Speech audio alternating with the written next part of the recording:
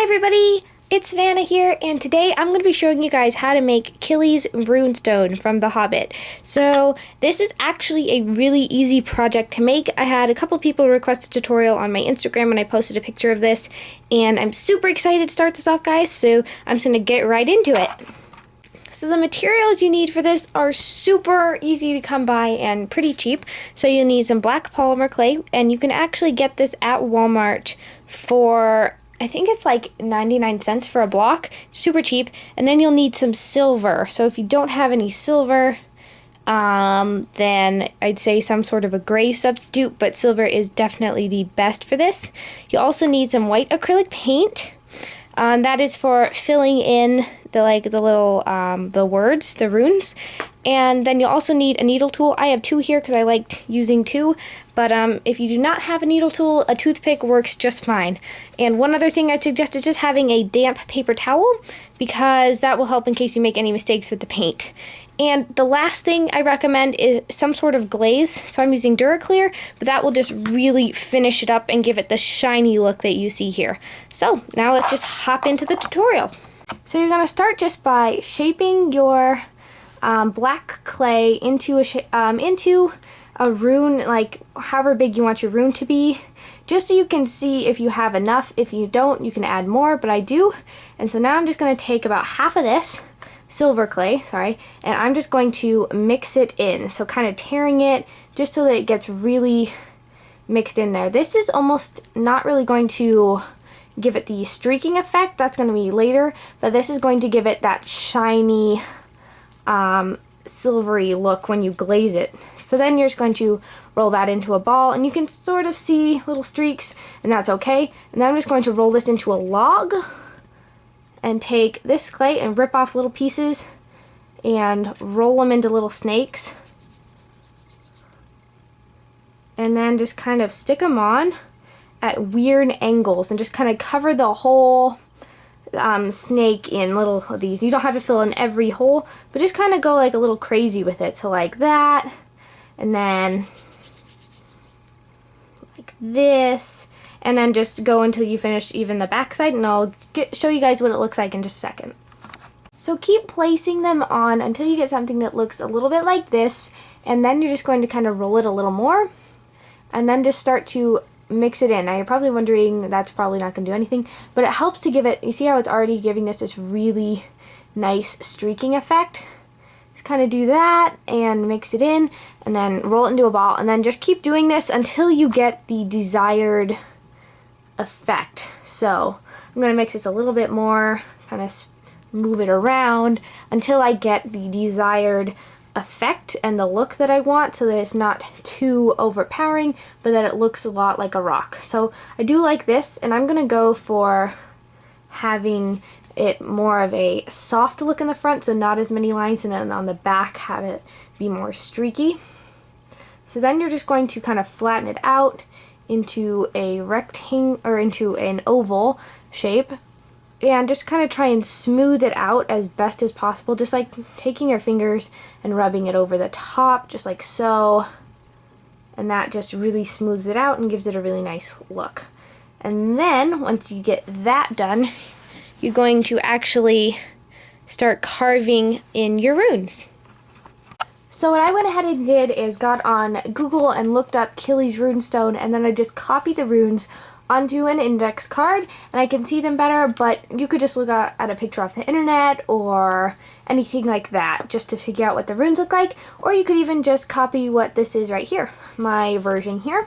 And this is exactly what it looks like in the movie. It's just like a crude sketch of it, and it doesn't have to look perfect when you carve it in.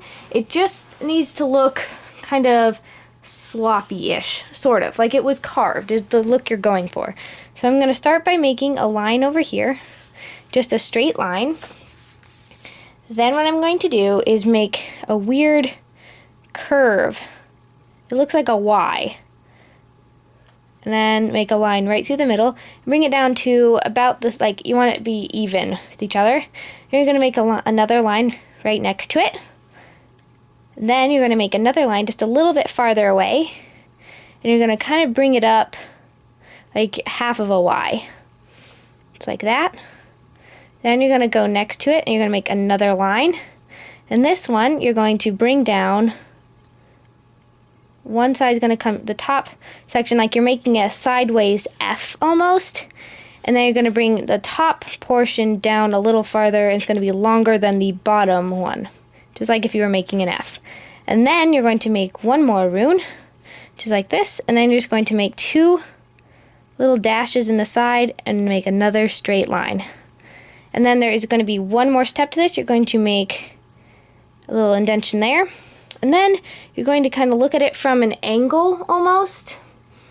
And make sure that the lines kind of meet up in the correct place. So they're like the correct height, so that when you make this line here, it all matches up. And you can adjust that.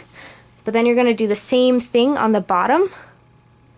Just going to make a line like so. And that is your rune. So you can go ahead and touch it up and fix it however you wish. And then you're just going to bake this. If you'd like to add an eye pin, you could make this bigger, smaller, however you want. But if you'd like to add an eye pin, this is the time when you'd want to do that. You could even do it before you carved in the runes, but if your clay is hard enough, you're not really going to smash it at all by putting it in now. So yeah, I'll come back to you once I've finished up touching it up. So I just finished touching it up and this is what it looks like. So now I'm going to go ahead and bake this for 20 minutes at about 250 degrees. And I don't really have to worry about this one burning or watching for thinner pieces burning because it is just one big thick piece of clay. So you don't have to be too particular about this. Just bake it for about as long as you would bake anything else. And then I'll come back once that's done. So here's what it looks like. I just got it out of the oven and I've let it cool down. So now what I'm going to do is highlight the runestones. So what I did was I took some white acrylic paint and I mixed it with some water so it's like super liquidy. That'll just make it easier to clean up if you accidentally mess up. Just taking a paintbrush, and I have a wet paper towel here. So I'm just going to paint, making sure I get into the lines. And then what I'm going to do is take the wet paper towel and wipe over the top of it. And as you can see, you get a really nice like filled in look. So just keep doing that and going over in little sections so that it doesn't dry on you. So paint and wipe, and I will come back to you guys once I finish it all up. So here's what it looks like, and I just finished painting over it. Again, super easy, super quick. And now I'm just going to let this dry, and then I'm going to glaze it. So I'm just going to take my Duraclear gloss varnish and go ahead and glaze the runestone. So you're just going to take the glaze and rub it on the runestone, just paint it on, and use a paintbrush that you don't care a lot about, I'd say. Not like a horrible paintbrush, but just something that is relatively crappy-ish. Just so that if it does end up ruining your paintbrush, like if you can't get all of the glaze out and it makes it kind of hard, you're not going to be heartbroken about it. But yeah, so I'm just going to glaze this and I'll come back once the glaze is dry and it's all finished. So this is what they look like when they're finished. So this is the one I made in the tutorial, and then these are other two I've made before. I think they turn out really nice. They're really easy, as you can tell, but they look good enough to be a cosplay, I think. And yeah, so thank you guys for watching. Please subscribe if you haven't already and like this video, and comment down below some other videos you'd like to see. I am still working on my Ewok mask tutorial. I really wanted to edit it really nicely, make it really awesome. But I got the editor for Christmas, so I was waiting for that, and then, sure enough, our computer's too slow to work with the Adobe Premiere 13, so we have to wait until we get a new computer until that'll actually work. So, sorry about that, guys, but I will get that video up eventually. So, yeah, thank you guys for watching, and I'll see you all next time. Bye!